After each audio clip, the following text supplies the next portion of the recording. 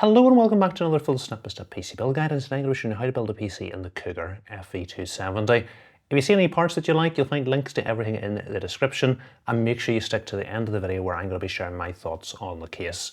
Okay, let's take a closer look at the case. So this case's standout feature is the curved tempered glass panel on the front and side of the case.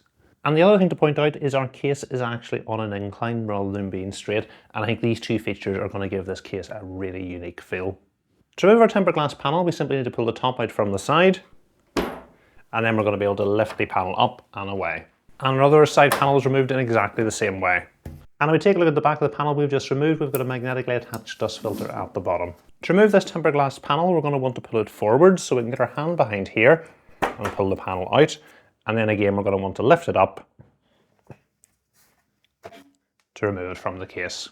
We've got another perforated panel on the side of the case, and again we can just get our fingers behind it here and pull it out. And again on the back of this panel we've got another magnetically attached dust filter. Taking a look at our case's top I/O, we've got a power and reset button, a combined headphone and microphone jack, a single USB Type-C port and two USB Type-A ports. Our case's top panel can simply be lifted off from the top. Beneath it we've got a magnetically attached dust filter. On the top of the case we've got a removable fan stroke radiator bracket. On this bracket we're going to be able to mount up to 3 120 or 2 140mm fans, or up to a 360 or 280mm radiator. The bracket's held on with two screws at the back, and once the screws have been removed we're going to be able to tilt the bracket up and lift away. On the side of the case you're going to be able to fit 2 120 or 2 140mm fans, or up to a 240 or 280mm radiator. You'll notice this bracket is at a slight angle rather than being straight with the motherboard tray like it is in most cases. And what Cougar says this should help improve the airflow in the case, helping prevent turbulence. At the rear of the case it's up to a 120 or 140mm fan or radiator, while on the power supply side you're able to fit either two 120 or 2 140mm fans up to a 240mm radiator. This is a removable bracket and it's held on with this screw here. So with the thumb screw loosened we're able to lift this bracket up and remove it from the case. And we've got a little security bracket here we can remove. It is only needed for transportation. And the reason it is there is to prevent this panel coming loose during shipping. So you can see on this panel we've got a 120mm fan, it's set to intake, it's a reverse blade fan, and the direction of flow is facing directly towards our GPU. To remove this, there's a little button here you just need to push down. That's going to free the panel up, and then you're just simply going to be able to lift it up and remove it from the case.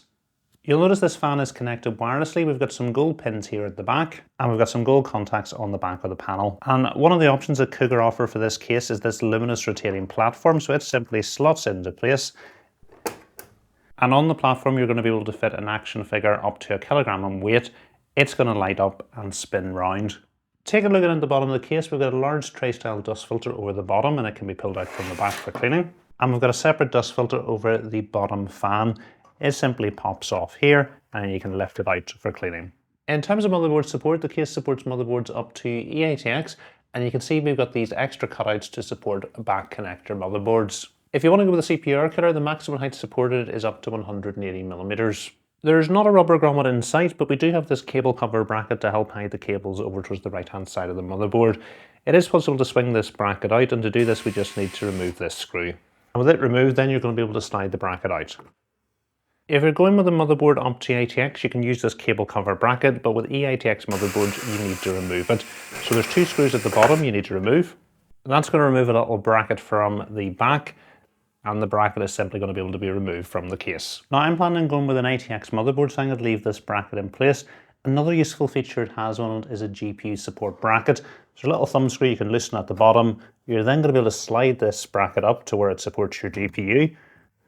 And once you've got it in place, then you can simply tighten the thumb screw to hold it in place. You can see at the rear of the case we've got 7 horizontal PCI expansion slot brackets, and in terms of graphics card support, the maximum length supported is up to 420mm, and that length is if you just have fans installed on this side bracket. If you put a radiator on the side bracket, that maximum GPU support goes down to 330mm. It is possible to mount your graphics card vertically in this case, and if you do, you will get up to 450mm in length. To do that, we're going to have to rotate our PCIe slots around by 90 degrees, so we just need to remove the screws holding them in place. Then with all the screws removed, the bracket is free to bring inside the case. We can rotate it around 90 degrees and secure it again with the screws. You're then going to take this panel that comes in the case accessory box. There's little notches at the back, which you're going to slide into these notches on the case and secure into place at the bottom with a thumb screw from the case accessory box. You can see on the bracket we've got different positions for the holes depending on the riser cable that you're using. So just match it up with your riser cable and then you're going to screw these standoffs into place. They do go in easy enough by hand, but Cougar do include the standoff insertion and removal tool in the case accessory box, which will go over the top and allow you to use a screwdriver to secure them if you need to. So if you do fancy mounting your graphics card vertically in the case, the only additional thing you would need to pick up is a riser cable. Moving into the rear of the case, and cable management looks like it should be really straightforward. We've got plenty of Velcro cable straps all the way around our motherboard. And in terms of cable routing space, this looks to be pretty good. We've got two drive mounting brackets, one behind the motherboard and one behind our power supply. On each of these brackets we are able to mount a 3.5 inch drive, or on the top bracket it's up to two 2.5 inch drives, or a 2.5 inch drive on the bottom bracket. In terms of mounting drives on the bracket, each of the brackets is held on with a captive thumb screw, and once it's been loosened you can tilt the bracket out and remove it from the case. Then all you're going to have to do is line your drive up with it and simply screw it in from the back. We've got one more drive mounting slot in our power supply compartment. All you're going to have to do is fix 4 rubber pads to the back of your SSD, and then you can slot your SSD in through the holes and push it forward to secure your drive in place. In terms of power supply support, the case supports full-sized ATX power supplies up to a maximum length of 250mm. And then if we take a look at our case cables, we've got our HD audio cable, our front panel connectors all organised into a single cable. We've got our USB Type-C cable and our USB 3.0 cable, and really nice to see that all these cables are colour matched. Coming from those gold contacts where our single case fan is installed, we've got a 4-pin PWM connector and a 3-pin 5V ARGB connector. We're now ready to start working on our motherboard, where we're going to be installing our CPU, the brackets for our CPU cooler, our M.2 SSD and our RAM before putting the motherboard into the case. To open the socket cover, we need to push this lever down and out to bring it all the way to the middle of the motherboard, and then we're going to be able to open our socket cover up. We can lower our CPU down into the socket, making sure we've got the text the correct way round. And once we're happy it's sitting correctly in the socket, we can go ahead and close our socket cover down, and then we'll close our lever to secure our CPU in the socket. This black bit of plastic will pop off and we'll put it in our motherboard box for safekeeping. Our M.2 SSD heatsink is held on with 2 screws. We can then insert our M.2 SSD into the socket, and you'll notice when we flatten it down, the same screw that holds our heatsink in place is going to hold our drive in place. If you're using the motherboard from new, there'll be some plastic protection on the back of the heatsink to remove, and then we can return our heatsink. We're going to be installing our RAM in the 2nd and 4th slot along from the CPU, so I'm going to open the clips on these slots. Then we can line our RAM up with a slot, and once we're happy everything's lined up, it's just some firm pressure and it's going to clip into place. The first step in installing the bracket for our CPU cooler is to remove our stock clips. They're each held on with 2 screws. We're going to get the bag with our IO that says AMD kit, and in it we're going to get a bag before mounting standoffs, and we're going to screw one of these onto each corner. Next we can insert the motherboard into the case, lining it up with the standoffs at the back, and then we can secure it into place with 9 of the screws with a little lip round outside from the case accessory box. Next we've got our case cables to plug in. Our HD audio cable is going to go into this header down the bottom left of the motherboard, so we'll bring the cable up through the cutout and we're going to plug it in with the HD audio text facing up the way. 2 headers along we've got an ARGB header, so I'm going to bring the ARGB cable coming from our front fan through and get it plugged in. Another 2 headers along we've got a system fan header, so we'll bring the PWM cable coming from our front fan through and get it plugged in.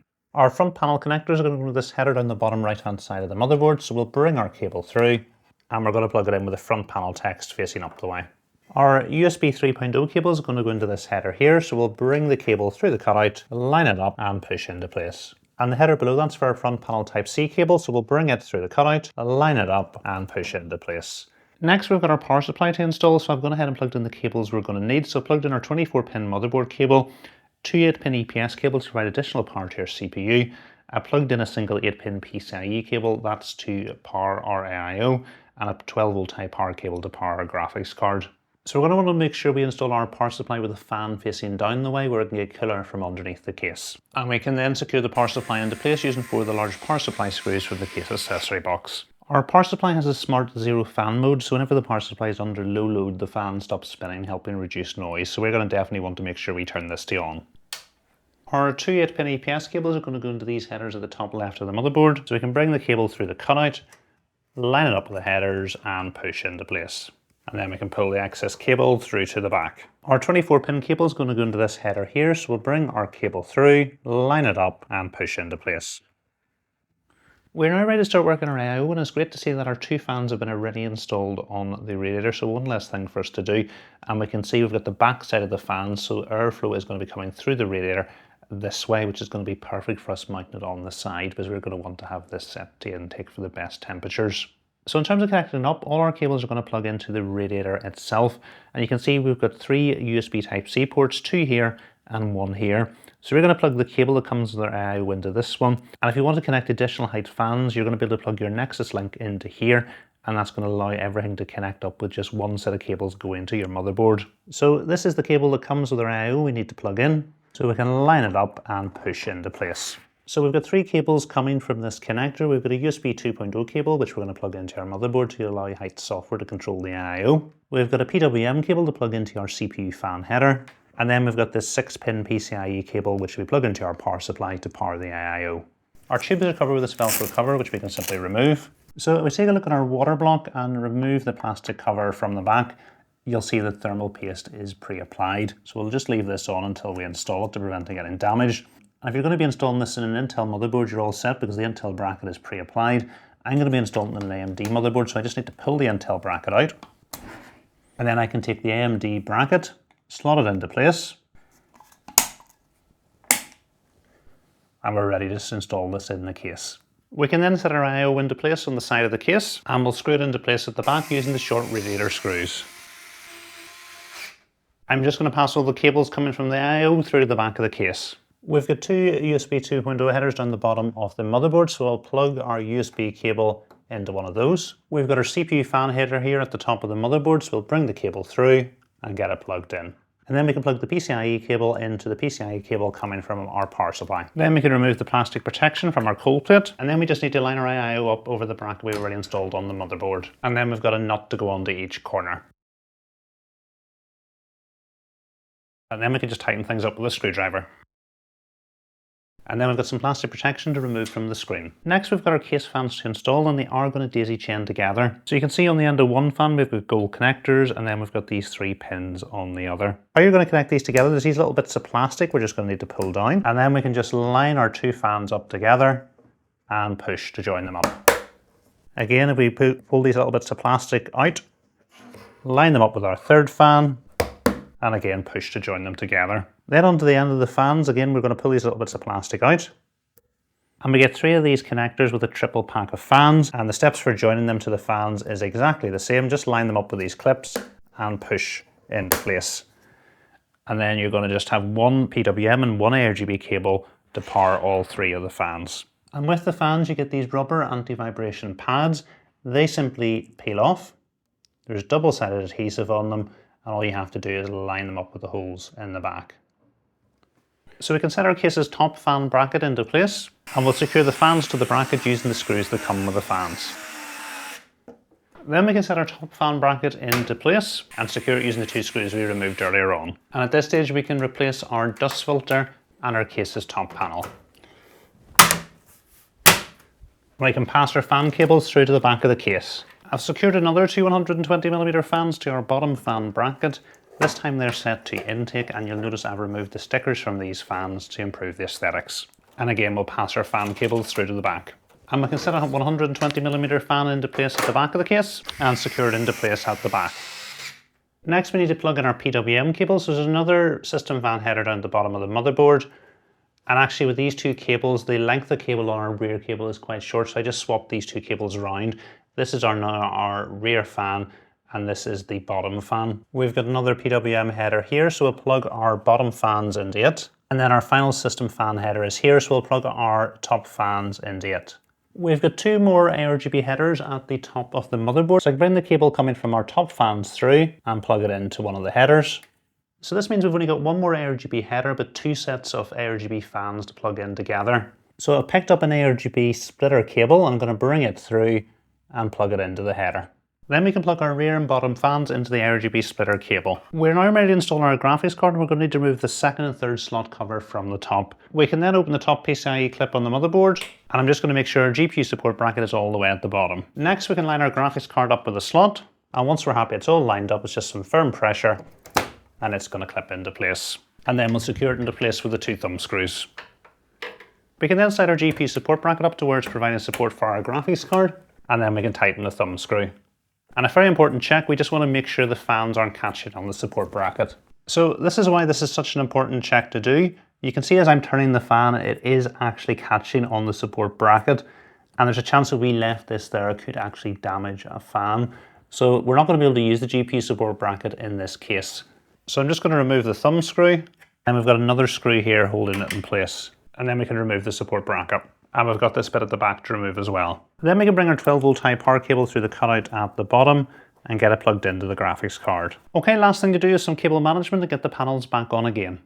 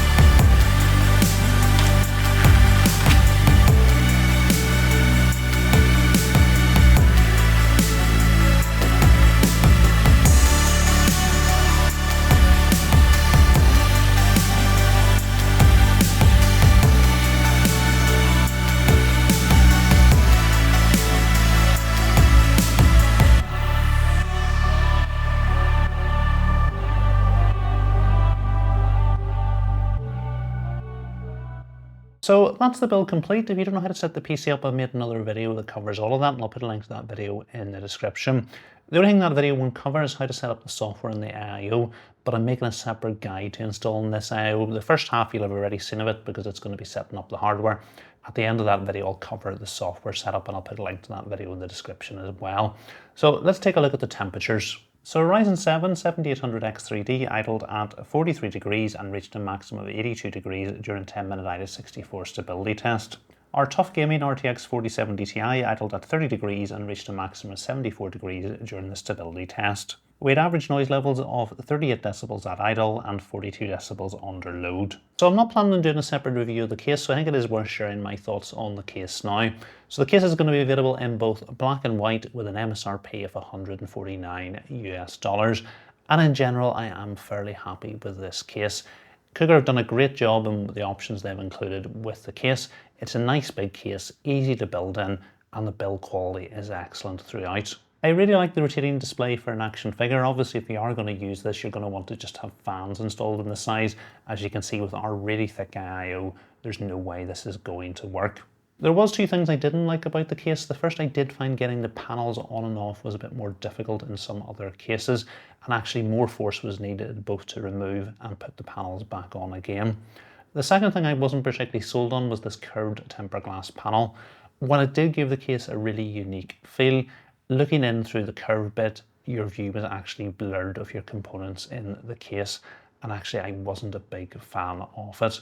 But if you do like the aesthetics of that tempered glass panel on the side and the front, by all means go for it. This case is really solid build quality throughout, and Cougar have done an absolutely brilliant job with it. I really enjoy building in the case, and you do have something that's unique and looks a bit different from every other case on the market.